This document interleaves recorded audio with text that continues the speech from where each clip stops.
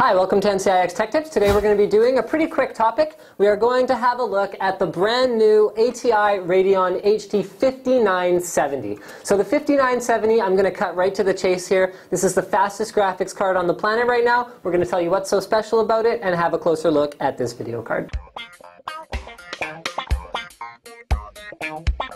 So let's start by having a quick look at the card physically. First of all, you're going to see that at the bottom we have a PCI Express 2.0 16X slot, and then up at the top you've got your ATI Radeon branding, your Crossfire bridge, and then two power plug ports. So that's a 6-pin and an 8-pin. Now, according to the PCI Express 1.0 spec, this card can only draw 300 watts in total power. So that's why the Radeon 5970, rather than being a 5870X2, is kind of like a hybrid between a 5870 and a 5850X2. It's because if they clocked it at the same speed as a 5870, they'd actually go over the power envelope that is designed to be delivered to the card. Now, that's not to say that ATI isn't encouraging users to overclock this card to 5870 settings. They are. In fact, the latest Catalyst Control Center allows you to overvolt the GPU a little bit and to turn it right up to that setting.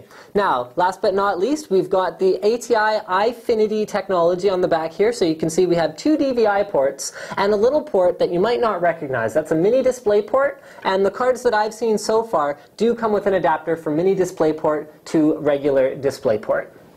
So along the lines of what I was saying before, I wanted to talk a little bit about the features this card brings to the table. First of all, as I just mentioned, you've got support for iFinity. So ATI has updated their drivers to support iFinity in Crossfire mode because this is a dual GPU card. You can see clearly on the back we have backplates for two video processing units. So that means that iFinity has to output to 3 displays from 2 different video processors. It's a very complicated driver, and what it means is that the only games that are supported are the ones that ATI specifically unlocks to work in iFinity mode with this card. It's kind of a kludge right now, but I think that support will improve over time, and already the list of games supported is quite good. So all that's left to talk about is the conclusion. Basically, the features of this card are as complete as you're going to find out of any card on the market. You've got support for iFinity, you've got support for DirectX 11, so that means that this card is for extreme gaming in DirectX 11, so that means Windows Vista, Windows 7 are the only operating systems where you're going to be able to take full advantage of it.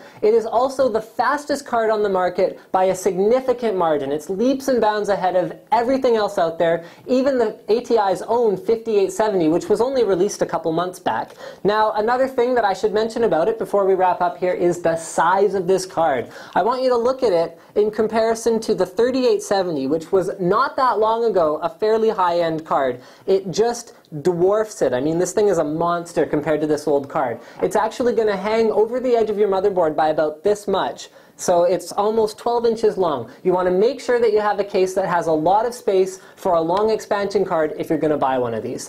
Thank you for checking out NCIX Tech Tips on the ATI Radeon 5970. They're going to be working really hard to improve compatibility for iFinity over time, but right now it means that the game support isn't as much as we'd like. That said, one of the games that is supported is Grid, which the cameraman was kind enough to include a fail screenshot of for our background today. He wanted me to stand in front of it so you wouldn't notice, but now you did.